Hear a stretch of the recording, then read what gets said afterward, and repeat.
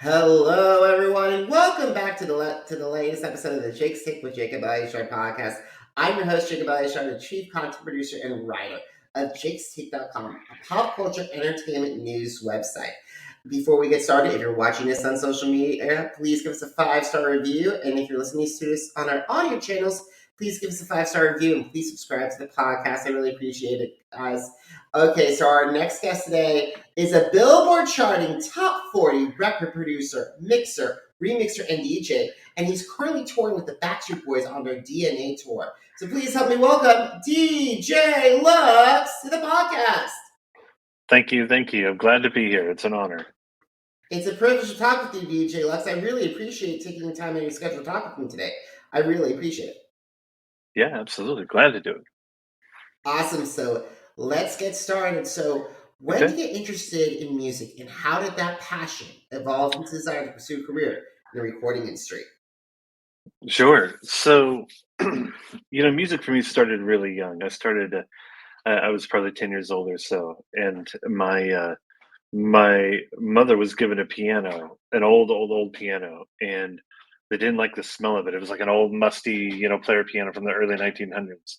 And of course, being, a 10-year-old boy, they said, well, we'll put it in Brandon's room for now. We'll figure out a place for it.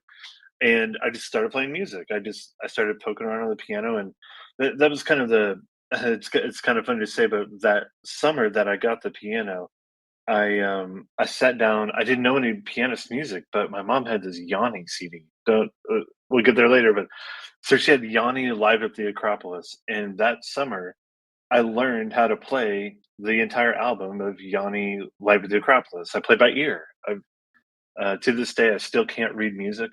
I've never gone to school or taken any lessons for music specifically, anyways. And so that's kind of where it started. And it snowballed from there. My sister would want a violin. I'd learn to play her violin. And then she wanted a guitar. I learned how to play her guitar. And then I wanted drums. And 30 years later, so, some crazy way, I've been very blessed and lucky to continue doing this.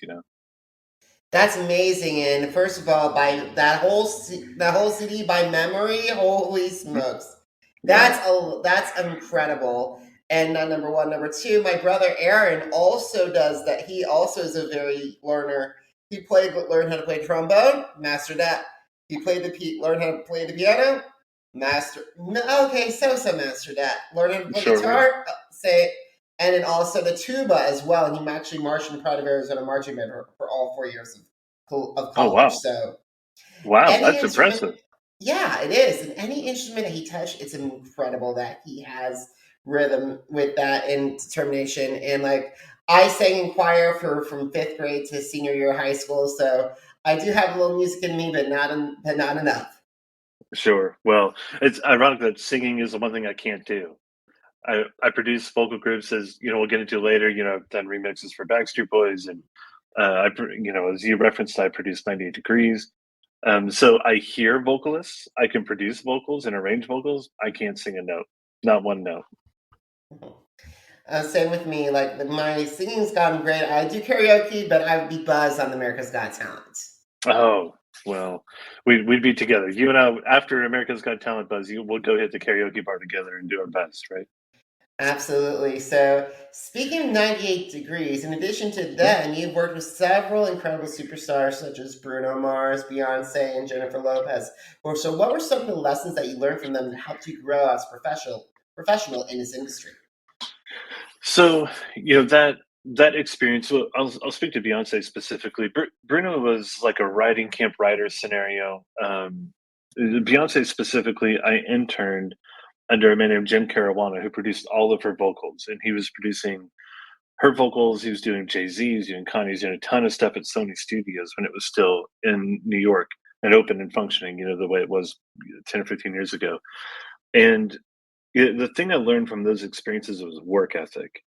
And this is something that, being on tour now, it's the project that I have has some younger artists in it. And we've had these conversations a lot lately about the new generation versus where I came from in music. And I came from the generation of music where if you're not putting 100 hours a week into it, do you really want it? Are you really going to go for it? And that was some of the biggest takeaways, specifically on the I Am Sasha Fierce album, just to see, like, there was nothing good enough, and when it was amazing, we had to keep going just on the off chance that we might find something even a little more special, you know? And that work ethic really, um, built the foundation in me going down the road when I started making my albums, and I started producing records for rock acts, you know, modern rock acts, and when I did very well, I started to understand the details. It's not just about getting the music right and feeling good in the room. There's details that you really have to pay attention to because you know, there's no cutting corners. And so I guess in a long way, I'm saying that's definitely what I took from me there because they're the hardest working individuals I've ever been around. And here's the thing. I grew up from late elementary school to college when Britney and the Backstreet Boys and Beyonce and Jay-Z and Kanye were all starting out, and now they're household names. hmm Yeah, and it's changed a lot. I think some of it is that the processing, even of itself, has changed a lot. And I'm Sasha Fierce. I think Beyonce cut like 70 songs for that album to come down to what that album was. You know, and now you cut 10 or 15 and you pick the best 6, maybe, you know, or 5. And then the digital realm has changed the environment, you know, so it's definitely a different process. But I respect both schools of thought. But I'm glad I went through it though. I can tell you that for sure. Yeah, and I'll have to be honest here. It's very difficult with my generation because I still gravitate towards a Bruno Mars and Ed Sheeran, plus people that I grew up with. But it's very hard for me to accept people like Olivia Rodrigo, and it's been in like a Francisco Yabitz, or even a Billie Eilish at times. Yeah. Well, the thing about those artists, you know, music is always going to continue evolving. When I got into music, we were using tape decks and steel reel to reel. We were using something called an ADAT, which looked like a VHS tape.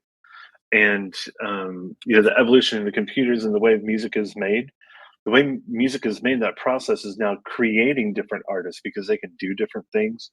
So I have a lot of respect for the new generation coming up. They're selling out arenas, they're selling lots of albums and getting lots of streams, and so I embrace that. But I'm a hybrid. Actually, I'm kind of in the middle.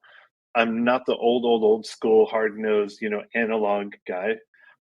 It's the room I'm sitting in right now. We've got 4 laptops out, you know, writing new music. There's not one live physical instrument in the room right now. It's all, you know, synths and MIDI and keys and things. So they've been able to evolve, and I think it's important that musicians and technology has evolved in the process of creating music because what it's really about is the listener, right? Like the fan, and the way they're getting music is changing and evolving, and it's quicker now.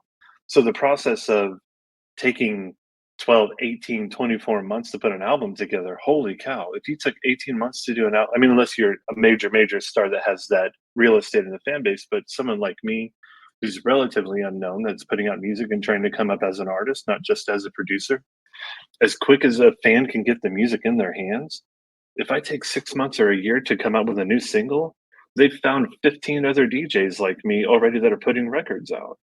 So I respect their new process. I think it's instrumental. Pardon the pun. But, And I gotta agree, because the thing is, it feels like there's like, once you hit that plateau of an Adele level or a Lizzo level or a Beyonce level, you can go back and do like at least 3 years until the fans say, "Hey, where's that new music?"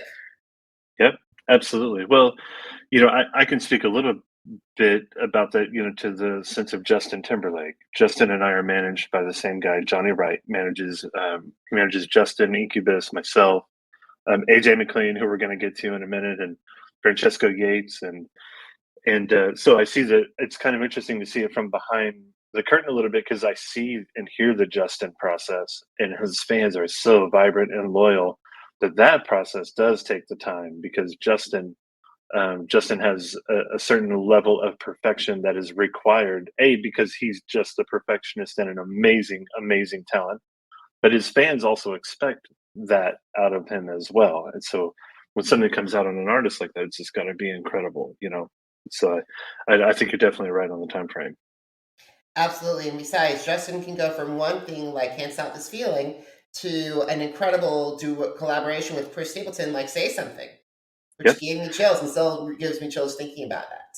Oh yeah, Justin. Not just because we were on the same roster and on the same team. Like before, I was with Johnny.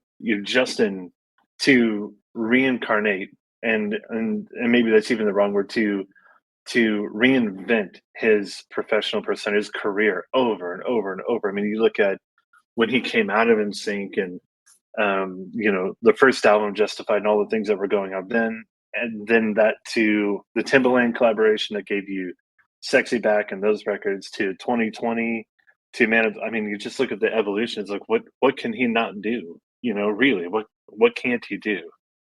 I would love to hear a Justin Timberlake opera album. Yeah, yeah. I don't know about that one. I don't know. That may be the one. I don't know. Awesome. So let's get talking about like some of the challenges that you face breaking into this music industry, and how do you overcome those obstacles? The obstacles of breaking into the music industry. It's a tough one for me. I don't know that I've never done anything different. So I never really felt like I was breaking in. I just felt like I was carving out my space and just finding it. I don't remember a specific moment where I was like standing outside the door and nobody would let me in. I hate to put it that way, because I always found, even if I didn't have a label deal or didn't have a legendary management company like I do, or whatever those things are, those components I have now, I always was so content in just making great music, or what I felt was great music, and delivering that to the fans and creating music that I hoped for 3.5 minutes, no matter what was going on in your life, you could forget about the stress or the drama or the bill that needed to be paid or whatever it is, and just enjoy the music I create. So I think I've found so much contentment in creating that I'd never, even though I'm sure looking back on it now in hindsight, I really was locked out quite a bit. I never felt the stress of that because playing a local bar for 100 of my closest friends, or being on the Backstreet Boys tour, have all been fairly similar in principle, fairly similar experiences to me. Does that make sense? It does, and it's amazing that you can do both ends, because not a lot of artists can say that. Hey, I'm in addition to, you should come at the bar saying, hey, you should come and pay a little extra, go see me at the Backstreet Boys. Right, right, yeah, and that's kind of the beauty of being a producer that DJs, is because I feel like I can, in this chameleon sort of way, fit into a lot of different scenarios. So that part has been handy. But the music business is not easy, and it gets harder every single day. So something else to uncover too is that I've had the majority of my adult life I've struggled with my weight, and those are typical things that, as a performer, as an artist, that some people kind of look down on. Some people look down on an artist that doesn't have their image that's just so or perfect or exactly Hollywood or whatever that is. And I think that there's probably times in my career that I could look back and say, if I had paid more attention to those details, then maybe I would have been able to get that opportunity or this opportunity. But I walked away from that scenario going, you know what? I want to be healthy, but I'm me. I'm just me. And if I gotta look a certain way or say a certain thing to squeeze into that scenario, then is it really built for who I am in my core, anyways? Yeah, like the thing is, I also struggle with my weight as well. And like, yes, I exercise and yes, I walk, but however, I'm ingrained with a chocolate DNA, for a lot of chocolate in my DNA. I am not going to Sure. change anything to be like a Instagram model with an 8-pack or something like that. I rather be myself. Yeah. Yeah. And luckily for me, the team around me has really embraced me for me. We talk about these things pretty openly, and I want to be healthy, and I am working on the way, especially out here on the road. We're very fortunate to eat well. Backstreet Boys crew and catering is amazing to us, I will say. So I'm addressing it, and it's working well. But it's good to be around a team that really understands me and embraces who I am at my core and what I'm trying to achieve, not just am I wearing the right shoes? Do I have the right brands on, or those things? It's been a great experience for me to be with the people I'm with. And for me, it's I value the material, like the Yeah. songs, like the tracks, and the personality of the person, rather than what they're wearing. Yep, absolutely, absolutely. And something about we were talking about the younger generation, in the way music is created now. I think in an era where an artist's life is broadcast on all social media so often, I think the authenticity now is more important than ever. I'm 40 years old. I'll just say I'm 40, right? So I remember in the 90s when I wanted to know about Pearl Jam or whoever it was, Belle Biv DeVoe or whatever was going on in music. You saw the magazine, but you kind of knew that there was something behind the scenes that was making sure that that was a good look for the act, whatever it was. And now, now when you can see all the mistakes, in the real, I think fans really embrace authenticity and just embrace, as long as you're comfortable with you, the fans will be comfortable with you. That's something I've also learned in this process too. Yeah, I totally agree because the thing is, as a podcaster and a journalist or something like that, it took people like Howard Stern or Barbara Walters or Katie Couric to get into, or Oprah even, to get those juicy personal details out of them. Now, today, we are basically watching them live their lives. Oh yeah, oh yeah, right out there in the open. There are no secrets. Awesome. So let's move on from this and talk about the origin Mhm. story of all the cool kids and how you Sure. and AJ McLean came up with that. So AJ and I were working in the studio together. I produced a lot of his country album when he was doing his country effort, of which we were very proud of. I think AJ sang his butt off, and he had a lot of fun doing it. I know we had a lot of fun doing it.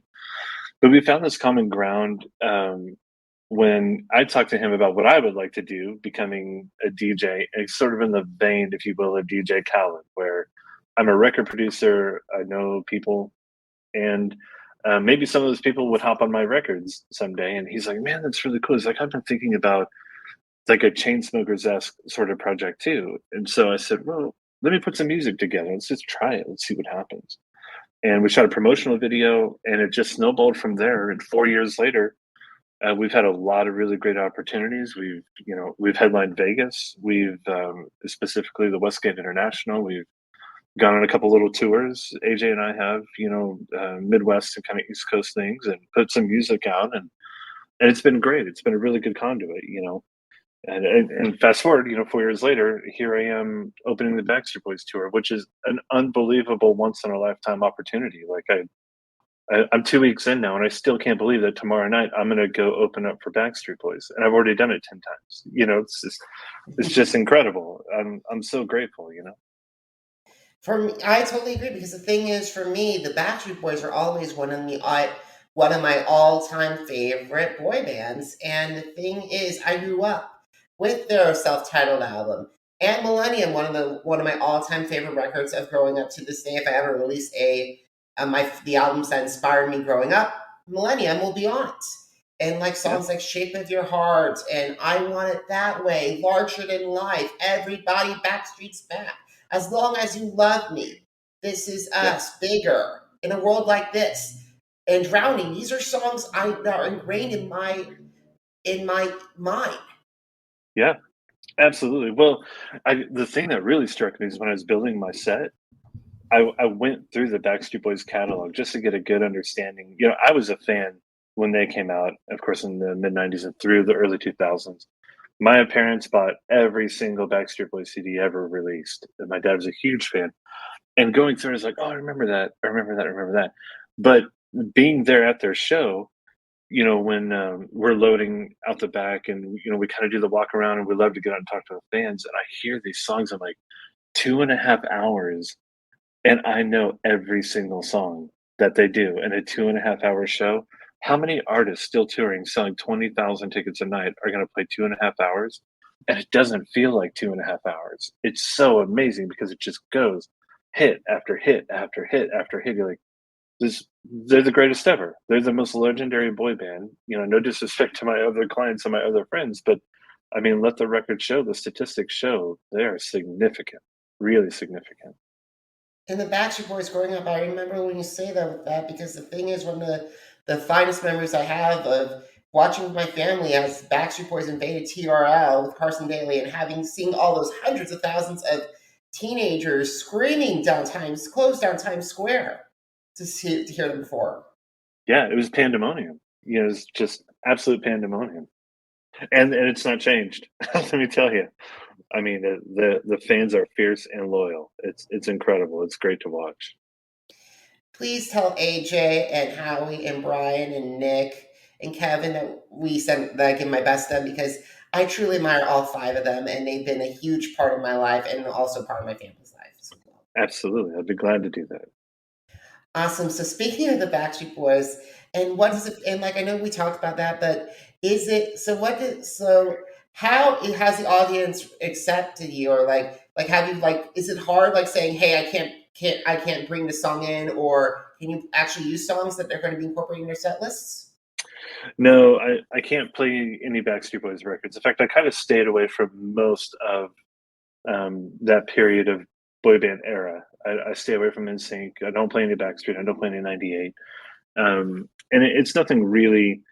They certainly didn't tell me not to do it. I just felt like, you know, the fans that have been there, they know all those songs. They've heard the songs. So when I went into it, I thought, what about all the songs that we remember from that era that were major hits that we don't hear every day? You know, if you go to a 98 Degrees show, you're going to hear the 98 Degrees hits. You know, you remember all the NSYNC hits, Backstreet Boys hits.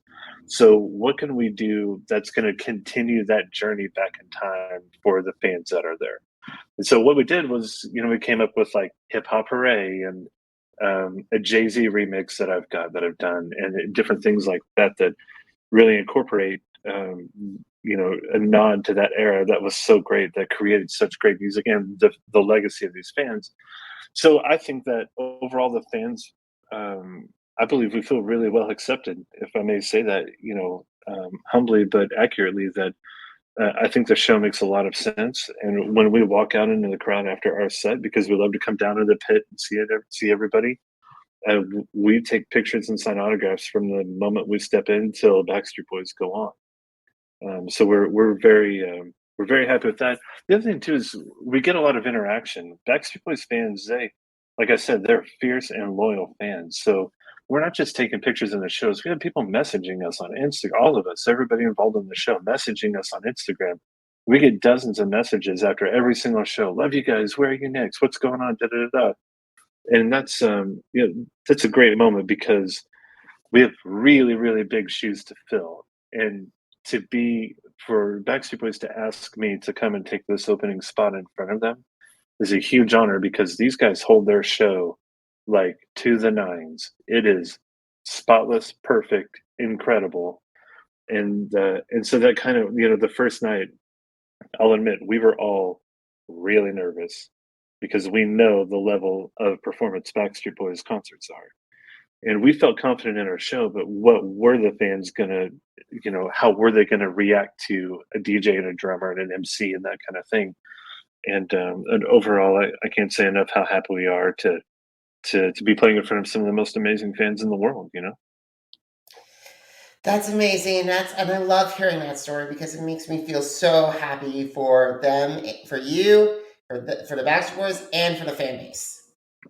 Absolutely, yeah, yeah, it's great. I would love to talk about Little Heartbreaker. I've listened to it literally like at least 10 times. Thank you. And it features Air and Space. So Mhm. it's a really good song. And can you describe the story to my audience for me? Yeah, so Little Heartbreaker is it's a funky dance summer record, feel good record about whoever the little heartbreaker is in your life, about the person that you just absolutely can't live without. You know, somebody that you know is significant, and rather than making it an angst feeling, you know, hurtful record, we wanted to make people feel good about, you know, being in love, because love is great.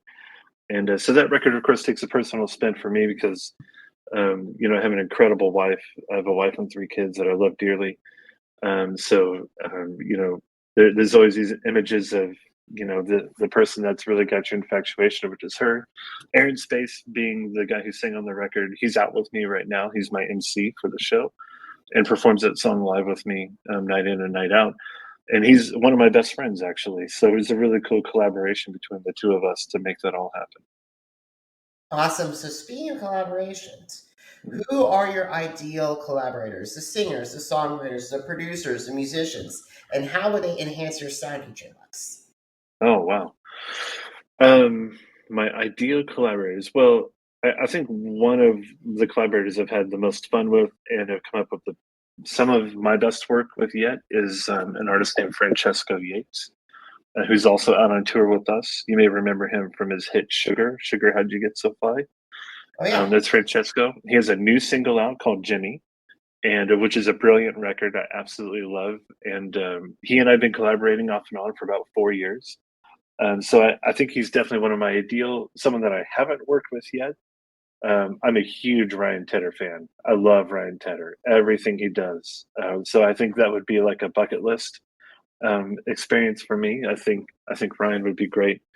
And I'm always looking for other things too. Some maybe the not obvious things. I know Calvin Harris and those guys collaborate with lesser known DJs. I would really like to collaborate with an artist or feature that can pull me a little deeper into the EDM world, the pop EDM world. I love the roots that I've got with the Backstreet Boys camp and the pop fans in those camps. But I would eventually like to also move into festival work and kind of that Kygo-esque sort of manner, if that makes sense. Yeah, and also I'm also thinking David Guetta, and not to mention Zed too. Yeah, absolutely. Huge fan of Zed. Love Zed. Yeah, I love his True Colors with Kesha, and his 365 song with Katy Perry are still great songs to this day. Yep, absolutely. Yeah, it's great work. It'll live long, that's for sure. And I've always got to say, Sia's Titanium, and then When Love Takes Over with Kelly Rowland, still my all-time favorite jams from David Guetta. Yeah.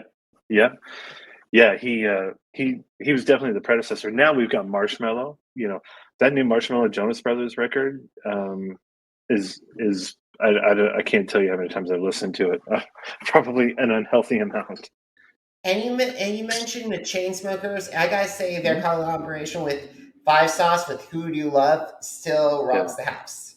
Yep, it does. Yeah, it's special things. Absolutely. So we got to start writing down a conversation. So what are some of your favorite social media platforms? Well, I'm an Instagram guy. I am. I love it. You can find me at official_DJ Lux. So for Instagram, my Facebook handle is the same. You won't see me on there as much, but Instagram for sure. Again, official_DJ Lux. And then for DSPs, you can find me on all the usual suspects: Spotify, Apple Music, Amazon, of course. Awesome. And one last question: are you ready for it? I'm ready for it. Alrighty. So if you had a chance to meet with musicians who want to work with you, what advice would you share with them before you get into the recording studio? Musicians that want to work with me, what advice would I give them? Preparation and open-mindedness. Know your craft, know where you're going, and be ready for adjustments. Take criticism well, because at the end of the day, all we want is what makes a great song. When you walk into the studio with me or anybody that I work with, Francesco, the list goes on and on and on. The ego and the pride stops at the door. We want to make the best song for the listener, no matter whose idea or whose lyric or whose chord, doesn't matter. We're going to make a killer song, and that's what we're going to do. So open-mindedness is a huge thing for me. And just one final reminder, remind me again, social media and music locations. Yeah, absolutely. Yeah. Instagram, Facebook, Twitter, official_DJ Lux. And you can find me on all major DSPs, Spotify, Apple Music, and Amazon. And that list goes on. There's a lot of them. Awesome. And speaking of a lot of places, if you missed an episode of the Jake's Take with Jacob Elyachar Podcast, visit our channels on Apple Podcasts, Deezer, Google Podcasts, Podcast Addict, Speaker, and Spotify. It's Jake's Take with Jacob Elyachar, JACOB ELYACHAR. Are you on social media? Because I'm on social media too. Facebook, Instagram, Twitter, and YouTube. Jacob Elyachar, JACOB ELYACHAR. DJ Lux, Jakes-Take.com is celebrating its 11th anniversary this year. Amazing. Well, thank you so much for having me. You're so welcome, and thank you guys so much for watching. Thank you so much for listening. Until next time, have a great one, everybody. Goodbye.